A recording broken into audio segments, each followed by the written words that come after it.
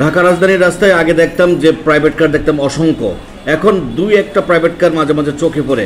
দেখেন অবস্থা, সমস্ত রাজপথ দখল করে আছে আপনার ব্যাটারি চালিত অটো রিক্সা, আর দুই একটা মাঝে মাঝে দেখা যায় প্রাইভেট কার। দেখুন first lane, second lane, third lane কোনো নিয়ম আছে কি না, মানে তারা একেবারে রাস্তার বাম পাশ থেকে রাস্তার ডান পাশ পর্যন্ত এদিকে সেদিকে সমস্ত রাস্তাটা দখল করে রেখেছে এই অটো রিক্সা চালকগুলো। আর ব্যাটারি চালিত অটো রিক্সাগুলো এক একটা এক এক রকম বিভিন্ন রঙের রঙ্গিত। দেখে মনে হয় কি মনে হয়, দেখে মনে হয় না যে বিশাল বড় একটা রিক্সার মিছিল চলছে? হ্যাঁ, রিক্সার মিছিলের মতোই দেখা যাচ্ছে। হাজার চেষ্টা করেও কিন্তু মোটরসাইকেল দিয়ে তাদের সামনে যাওয়ার বা এগিয়ে যাওয়ার জন্য চেষ্টা করছি, কিন্তু পারছি না। দেখেন কোনো লেন কোনো মানছে কি না, সমস্ত রাস্তাটুকু তারা দখল করে নিয়েছে। এই যদি হয় ঢাকা রাজধানীর অবস্থা, তাহলে ভবিষ্যৎ রাজধানী কেমন হবে?